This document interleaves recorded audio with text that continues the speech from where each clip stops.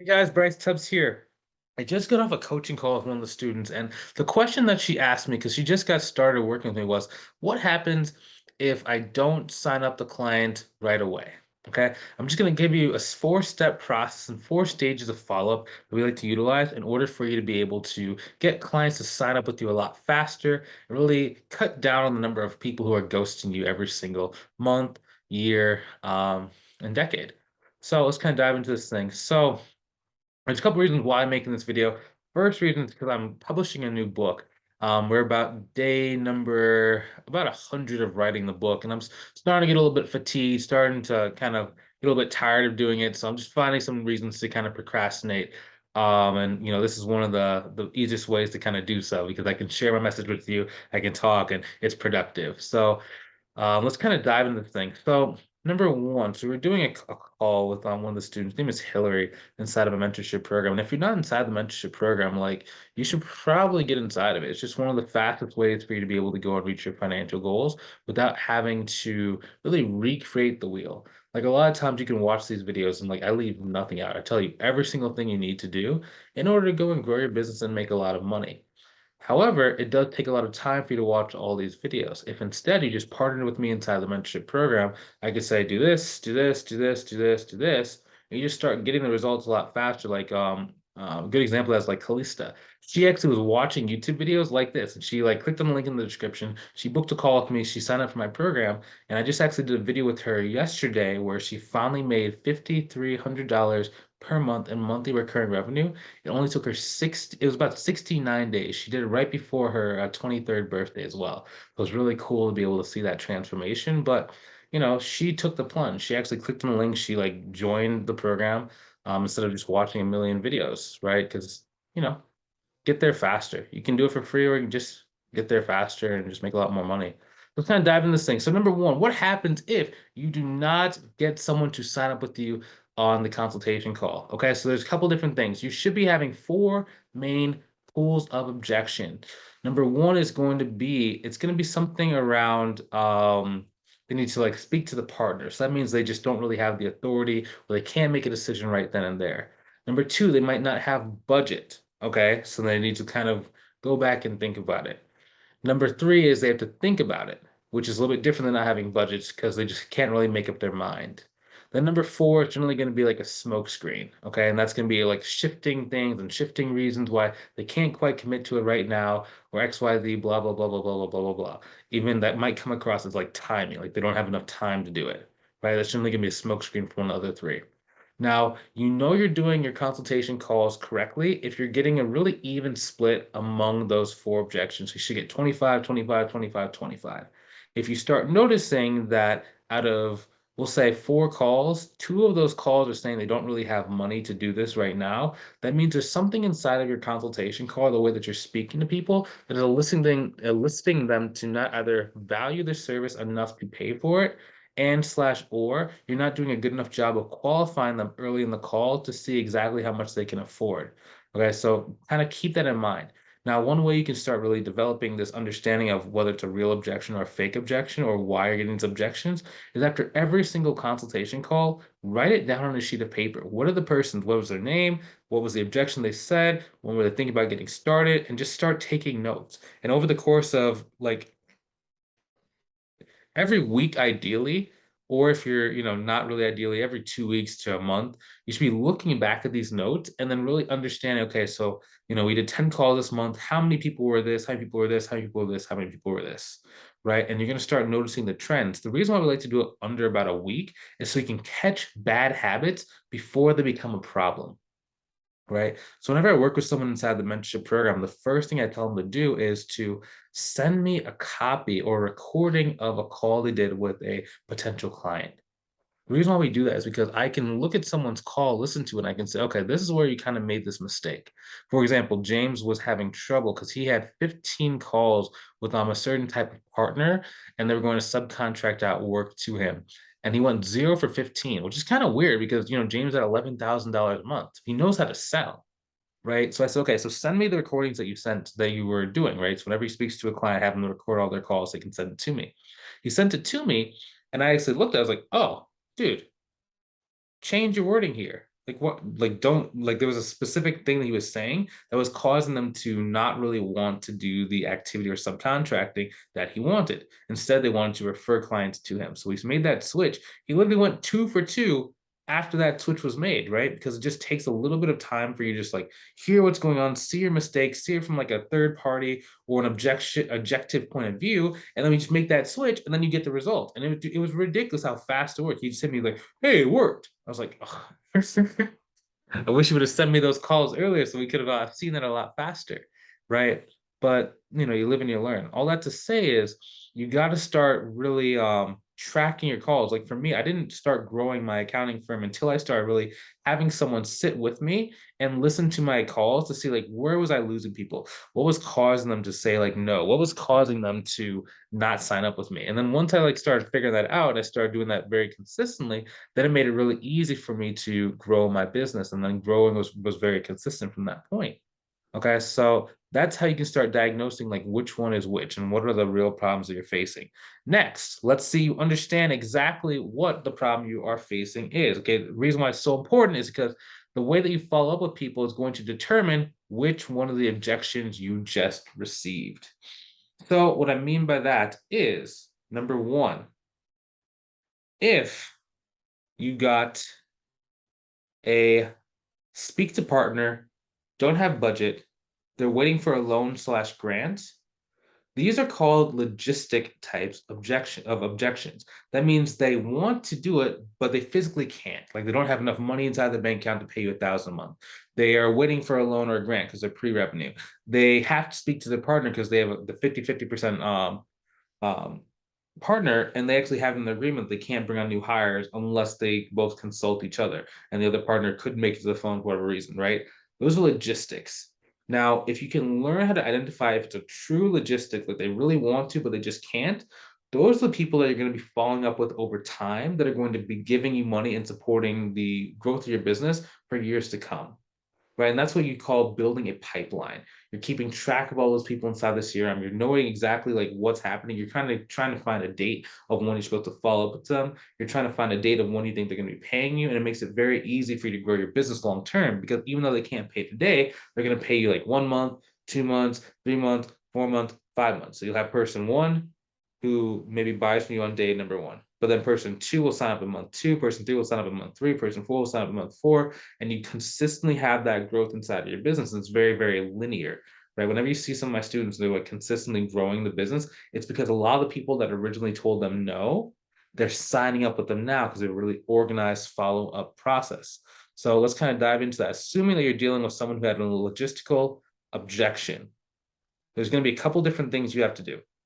So number one, what we're going to go and look at is your post consultation call process. There's going to be 4 distinct phases. Number 1 is called value into the void. Number 2 is called the objection phase. Number 3 is called negotiation. Number 4 is called proposal. Okay, so value into the void. Okay, a lot of people, they make this mistake of saying, this person ghosted me. Like, and I'm not saying that like to make fun of you. I'm just saying I've said it before. I hear people say all the time. My student on the call today said the same phrase. You gotta take the phrase ghosting because that means that they did it maliciously to you. Instead, have compassion for the person. Just understand that maybe something in their life happened that was either out of their control or they just couldn't really make the decision that you wanted them to make at the moment in time. For example, when we were first getting started, I had a nonprofit business that was looking for us to do their books. And the gentleman had started the nonprofit because his daughter was special needs and we were really helping out other people who were special needs, right? And he wanted to leave a legacy for her and wanted to make sure that if something happened to him, he would have money in the bank account to, give her so she could live a good life or have, whoever was taking care of her could, support her, right? And like he told us this deep story. It was 100% a go, and the person just ended up not paying for a while. And I was like, what is going on? This person just told us all this stuff. This person, like, I felt in my soul, this person was ready to buy. Like, what happened? Right. So what ended up happening was the daughter, the special needs daughter, ended up like getting it was some kind of like I don't know if it was like sickness or she got injured. I can't quite remember, but something happened with the daughter, and it ended up just taking precedence over hiring us as his accounting firm right now. right? Because his daughter was the main reason he was starting the business. And something's up with his daughter, he's going to put the business on hold until the daughter is better, right? So it wasn't necessarily that he was doing it maliciously to us. We had to have compassion to understand that something in his life took precedent over our service at that moment in time. What that allowed us to do was allowed us to really follow up with the person, and get him as a client, and it happened in the right timing, and at that time he was just in a better state of mind. So number one is going to be about value into the void. So this is what happens where the person says, I'll get back to you in a day, and they never get back to you in a day, right? Okay, wow. It sucks. It hurts. You feel lied to. You don't really know what's happening. Okay. Your job now is to go and throw value into the void of ignoring. Okay. So you have to talk about areas of life until the person responds. So that could be, let's say, for example, you live in Boston, right? There's a Boston Marathon, there's the Patriots, there's the Boston Celtics, there's Harvard, there's a lot of different schools out there. You can have a million different conversations. Hey, did you hear about the Boston Marathon? Hey, I like running stuff. I'm thinking about entering this marathon. Hey, have you ever ran a marathon? Hey, did you watch the Celtics game last night? Hey, didn't the Patriots get over the Super Bowl? Hey, did you hear about, the Patriots quarterback got injured last night? Hey, did you go to this like cool place? Hey, right? We're just messaging them every probably about 15 to about 45 days. You want to send them some sort of message like that to re-spark the conversation and open it up. Now, the key here is you do not want to be that person who just follows up with someone just to like ask for money. You don't want to be a bill collector. You want to be someone's friend, someone's acquaintance, someone's advisor. Okay. You want to kind of get more of that trust and get more aspects of their life outside of business than just working with you in that service. Okay. That's a really big secret. If you can get them to be connected to you outside of just business, it makes it so much easier for them to want to be in business with you because people want to do business and want to hire a bookkeeper and accountant. As they want us to be kind of like their advisor, like their trusted person they could take with them, from now to the end of their business career, right? So they're looking for lifelong relationships in a lot of cases when you find the right clients, right? So the way that you do that is you talk about life before they ever start working with you. Now, in that phase, all we're looking for is a reply. Okay. Because once you get that reply, now you can ask, hey, have you had a chance to think about my proposal? Hey, have you thought about moving forward with us? Hey, what's been the thing that's been stopping us or slowing us down from moving forward together? Right. In that case, you enter phase number two, the objection phase. Because once they respond, they're going to give you an excuse, they're going to give you a reason. Sometimes the reason is very legitimate. Sometimes it's just, it's not the right time, or they just don't feel like it. Okay. Your job here is to keep talking to them and try and problem solve with them. The problem that most people do is it's like them versus the client. Instead, it needs to be you and the client working together to overcome those problems and concerns. Okay. As soon as you can overcome that objection, the next phase is going to be negotiation. What does the person need in order to make sure that they can move forward? The need for you to take on payroll rather than like the full stack bookkeeping. They need you to maybe just do a tax return instead of doing their bookkeeping because they're not quite ready. They can't quite afford to do your bookkeeping service. Do they need to maybe have you be a bookkeeper and then they're looking to promote you to virtual CFO? What's happening? You have to really have a conversation, which is why it was important that you got on the same side of the table with the business partner. If you guys were here, it's going to feel like you're constantly pressing and pushing, right? It's going to be like a fight. You never want to feel like a fight. You want to both be on the same side of the table, negotiating. It's a give and a take. It's saying, and keep in mind, when I say negotiating, it does not have to mean that you lower your price. I'm not saying that. It could be that you do a little bit of a smaller service at the same rate as which you were going to pay, but it's just a fraction of the rate because you're doing a fraction of the work. Okay. And that's kind of what we're looking for, right? It really depends. In some cases, it could just be a time thing, right? In which case you can offer the same service. It's just they're waiting for a loan or it's just not the right time. They just fired their bookkeeper. They're trying to fire the bookkeeper and things are just happening, right? After you've negotiated, after you figure out everything, like all the T's are crossed and the I's are dotted. Now you enter stage number 4, which is sending a proposal. Okay, this is the simplest one, of course. It's just send the proposal, making sure they get it. I like to have it where they can fill out a proposal on the phone. So like I'll just do a call, I'll simply negotiate. I'll just call them. Hey, is everything good? Any other questions I can answer before we get started? Okay, cool. Here's a proposal. Do you see it? They see it. Okay, can you take care of it?